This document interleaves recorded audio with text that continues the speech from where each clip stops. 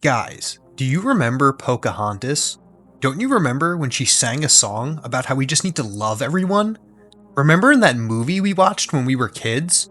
In the movie we watched as kids, they said that we just need to be nice to everyone, and that the good guys always win in the end. The mean, stinky bad guys always lose because they're mean and not nice. That incantation I just uttered is the prism through which a large cohort of Westerners interface with reality. The subjects of power, politics, history, and morality are understood entirely through children's cinema. This moral posture is bipartisan and endemic to modernity itself. I call it Disney morality. But the truth is, it runs even deeper than the mouse. Disney morality is rather simple to define. It is a metaphysical claim that reality rewards goodness, regardless of how much leverage the good may have over the situation they are in. In short, the scrappy underdog always defeats the evil empire. The evil empire must lose, because they are evil and an empire. If a people do not agree with the evil empire, all they must do is rise up and stop them. Disney morality is uniquely Western. It is the soulless bastard of Christianity without a cross to carry. Only a civilization that has told its people for 2,000 years that the meek shall inherit the earth would create myths where the universe bends over backwards to help the good guys win, by virtue that they are good alone. Personally, I find the story of Christ to be a noble one, so I must refrain from chastising it too much. Nonetheless, it is a story about how the world has a natural progression. It claims that existence will crescendo in a final day of judgment, where the good will transcend and the evil will perish. Quite a powerful story. It managed to shape the psychology of an entire civilization.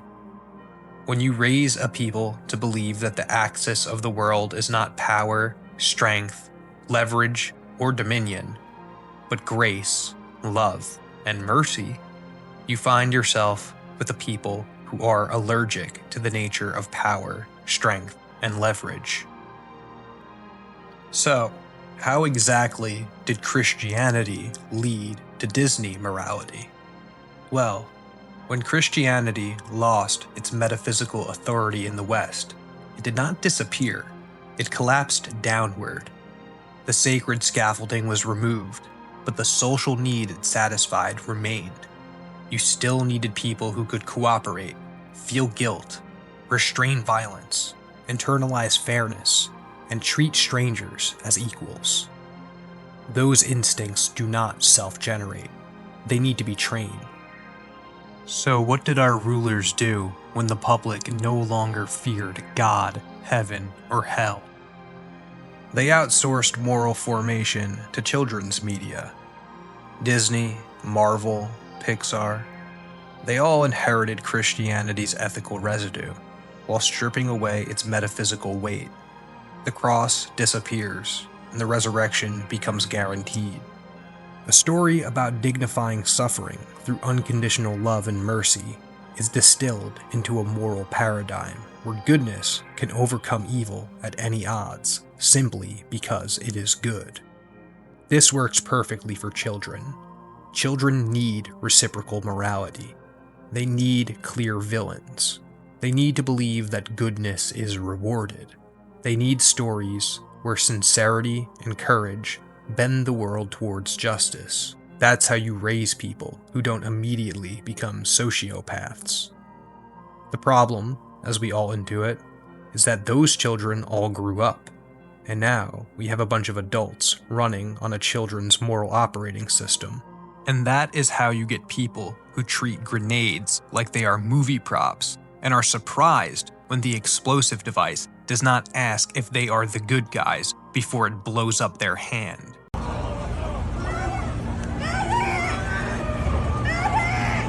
Medic. Oh my god. Oh my god.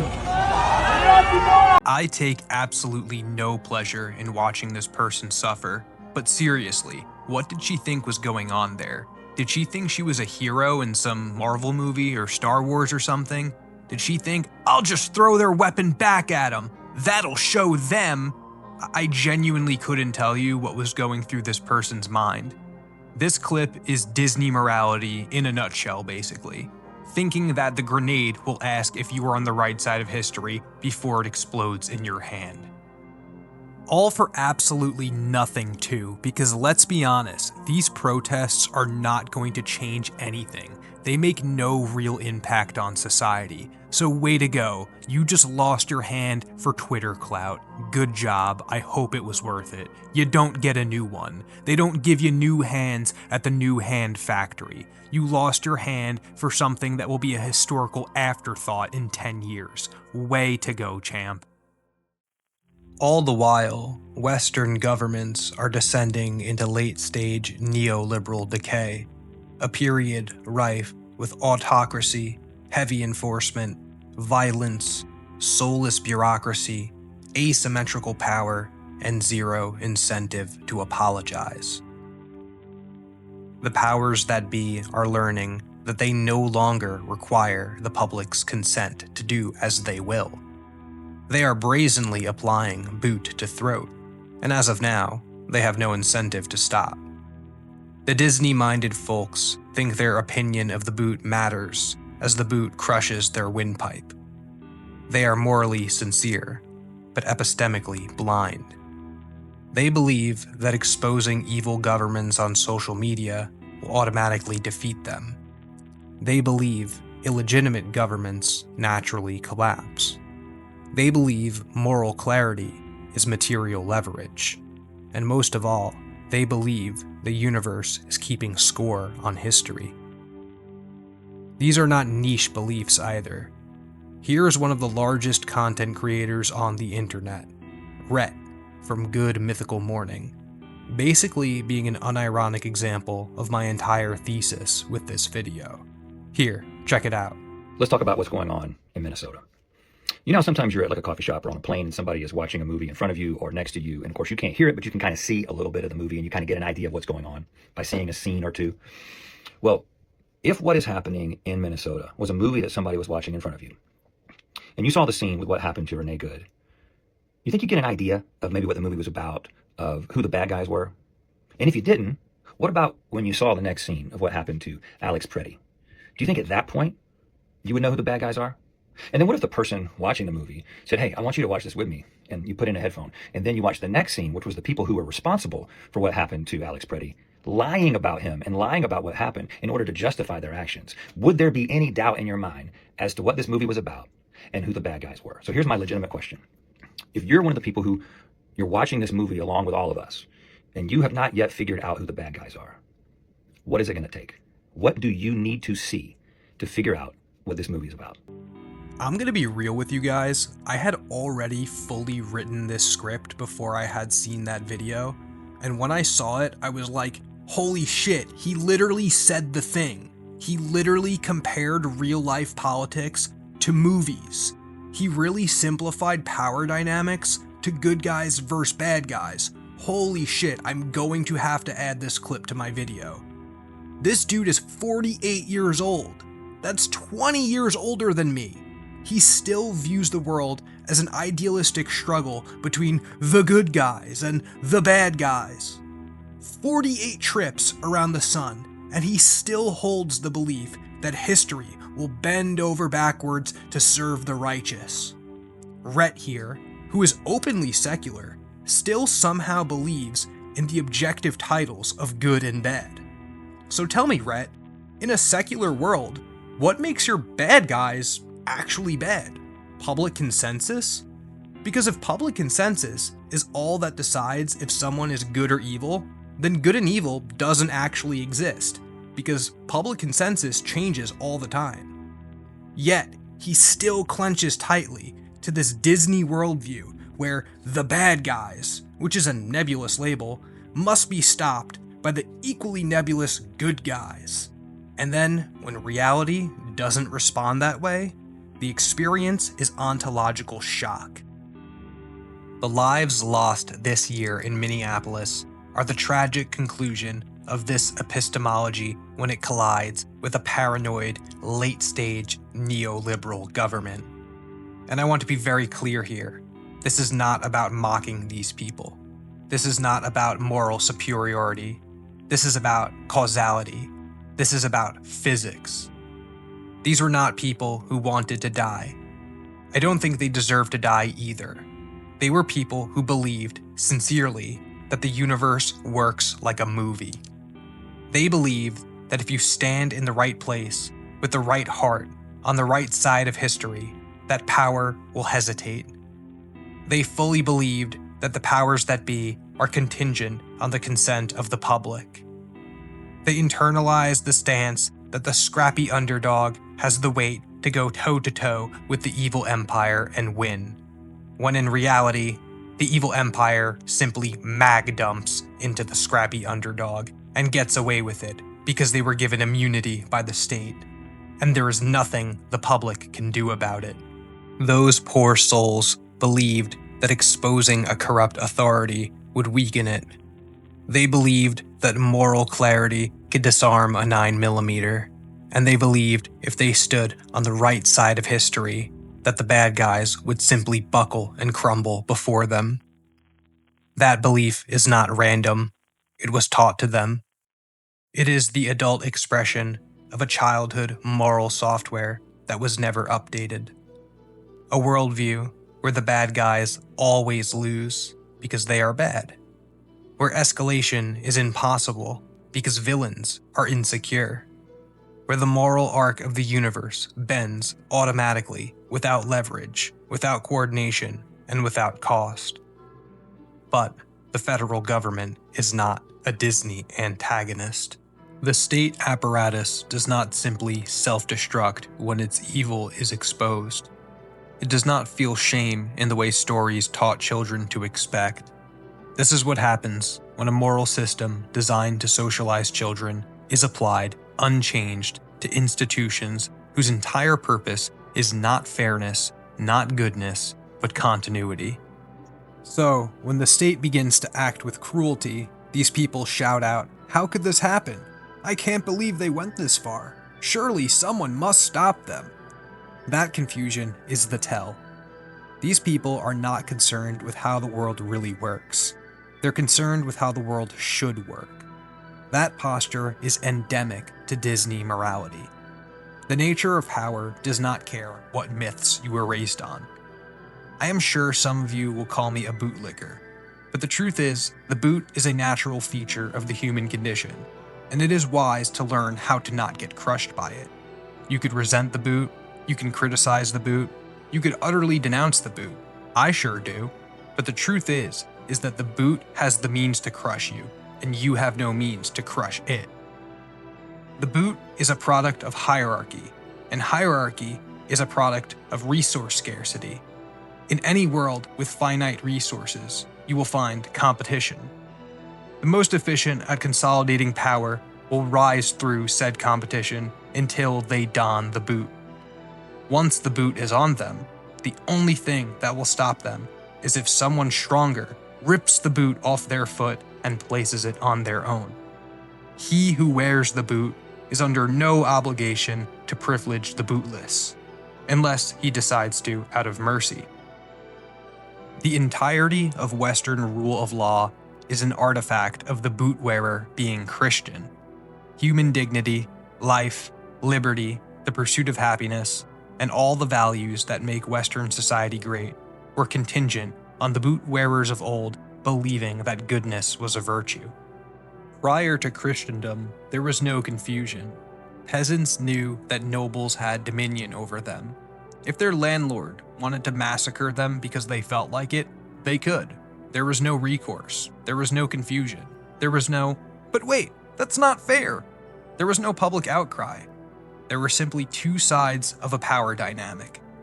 The rulers, who had the power to rule, did as they wanted, and the ruled did as they must. The only time a tyrant would relent was when an even stronger tyrant had cut him down. In the pre-Christian West, strength alone was the rule of law. So what do you expect? from a secular modern society with increasingly emptying pockets. It is easy to be libertine and merciful in times of plenty, but as the economic core hollows out, the boot comes out of the closet. The ruling elite genuinely don't believe in anything more transcendent than this flesh and blood life we live. So what is their incentive to govern mercifully? The confusion is that the Disney-brained folk expect a secular, late-stage capitalist government to be merciful.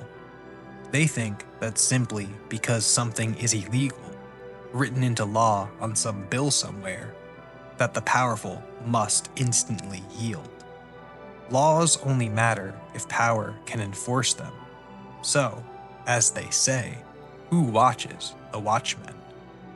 Now here is where this behavior can turn outright religious. If you have spent any amount of time online, you have seen calls for revolution.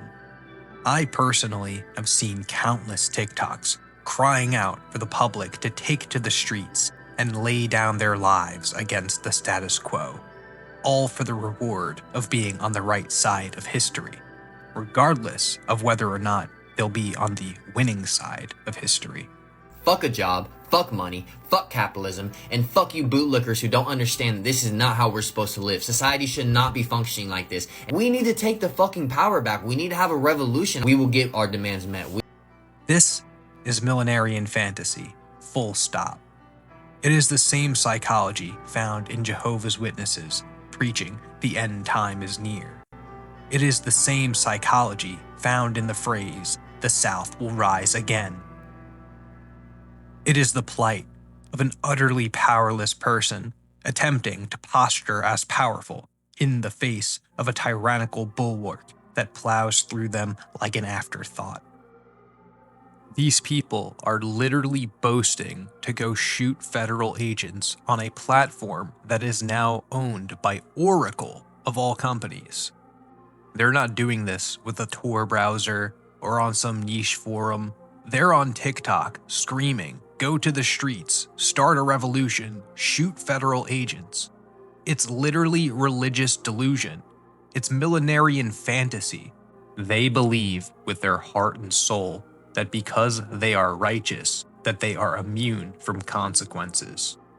And I'm not saying that these consequences are always just.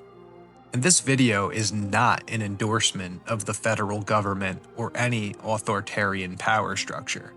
It is simply an acknowledgement of the reality of power structures. This cohort, the one that's telling people online to take to the streets and cause violence against the federal government, I don't think they fully metabolize the notion that the modern American doesn't actually quite give a shit about liberty or human rights or anything like that. They just want to go to work, have 3 hot meals, a house, a spouse, a vacation or 2 once a year, and for their NFL team to make it to the playoffs. Not every American has bought into this idealized Disney worldview. Plenty are still grounded in pragmatic discernment. But the Disney-brained folks assume that since they are disgusted with the state of the world, that the world will just simply bend around their disgust. Funnily enough, this same cohort is quite secular, yet their psychology screams for divine intervention to purge the evildoers of the earth and transcend the meek and holy. Even despite Christianity, the pre-industrial world intuitively understood leverage. The pre-industrial mind knew that it is a dog-eat-dog world, and the bigger dog gets to eat. The medieval serf did not obey his landlord because he was a bootlicker. He obeyed his landlord because he knew if he didn't, he would lose his head. This is not about being a bootlicker. This is about surviving within a hierarchy. And us moderns have woefully forgotten that we still do live within a hierarchy. Within a hierarchy, those at the top are at their own discretion.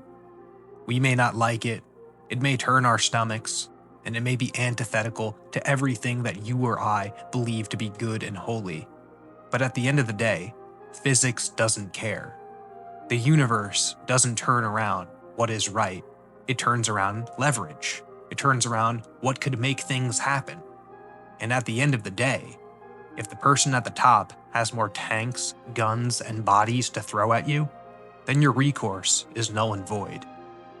It simply does not matter if there are laws prohibiting these actions that the state is taking upon the public. Because like I keep circling around to, who is going to punish them?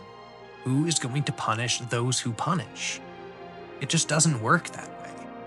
The only actual way to counter this, or to get back at them, or to contend this power dynamic, is to somehow concentrate power yourself. You know, start some sort of a business where you can scale your wealth and influence, and that way you can actually get involved in these power structures and perhaps turn them in your own favor. But just going out in the streets and protesting or making TikToks or tweets or whatever, that's not materially going to change anything. And at this point in modernity, all that matters is material leverage. It looks like the states are done pretending. They're done wearing this mask of democratic liberalism and freedom and human rights. They know it has always been a facade, and they're done pretending. So are we going to keep pretending? Are we going to keep acting like we live in Star Wars or the Avengers or whatever? Or will we wake up to this new reality that we live in? Or rather, should I say, the reality that we have always lived in, but have conveniently forgot about for the last 50-something years. We were raised on equality as a civil mythology for so long that we lost our understanding of leverage altogether. It truly is this simple. If an individual or organization has a lot of weapons, and men willing to use those weapons on their behalf, they can do whatever they want to people who don't. Brutal, uncomfortable, but reality. The only reason our Western governments have been merciful to us is simply because they could. Simply because they felt like it. At no point was benevolent, libertine rule of law mandatory. It was purely a privilege. And those who cry out for revolution forget that successful revolutions only occurred in history when the Revolutionary Party had the means to exhibit their will to power. The Americans had weapons from France and a disproportionate population to the colonial British. The Bolsheviks took advantage of the weakened post-World War I Tsardom.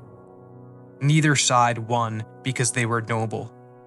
Neither side won because the empire they fought was evil. They won because they had leverage. Real, material leverage. That is something today's would-be revolutionaries lack in full. 1 million people can like a tweet. 1 million people can go protest in the street. That may have mattered 10 years ago, but therein lies their folly. They think public consensus is equivalent to leverage. It's not. Not at all. The ruling elite see it the same way you'd see a toddler throwing a tantrum. Annoying, but something you could manage, and inconsequential to the household at large. Why is it that this naivete has broken the West so thoroughly, while the East, and even the global South, seems to have a built-in immunity towards it? The answer to that question is pleasingly simple.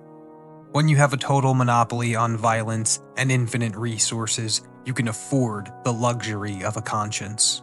You can afford to be Disney-minded. But as the empire's edges fray and the economic core hollows out, the mouse scurries back into its hole. I'm sure some of you are listening to this and assuming I'm advocating for a world of pure might-is-right carnage. That's not what I'm doing at all. You can call me cruel if it makes you feel better, but my quarrel isn't with morality, mercy, or compassion. It's with delusion. I want a world with myths that can actually survive contact with the reality of power. I want an adult population that inherits a worldview that matches the world they actually inhabit, rather than the world they wished they inhabited. This is not nostalgia for feudalism. This is about knowing how to survive. It's the cold hard realization that if your moral system cannot account for the existence of the boot crushing your windpipe, then you're just a victim with a high opinion. Being on the right side of history does not stop a 9mm bullet from shattering your skull. So, what comes after Disney morality? What does the savvy Westerner of tomorrow even look like? I would wager that they've moved past the stage of begging the machine to have a heart. They've stopped standing in front of riot shields, expecting the man behind them to see their humanity. Survival in the geriatric stage of this empire belongs to those who understand that power is not something that is up for discussion. You don't persuade a mountain to move. You learn the paths, you learn the shortcuts, and you respect the gravity. The future belongs to those who stop asking for mercy and start learning how to exploit the system's mechanics. The savvy operator of the next decade moves within these power dynamics as a survivalist. They've stopped treating the law as a magic spell that protects the weak and started treating it for what it always was, a weapon used by the strong. The Disney-brained folk will keep waiting for the third act twist where the bad guys finally get their comeuppance. They will stay in the theater until the screen goes black and the building is sold for scrap. But the rest of us, we're leaving the cinema. We're stepping out into the cold, gray light of a world that does not care about our own character arcs. The nature of power doesn't care what myths you were raised on, and the boot doesn't need your consent to crush your windpipe.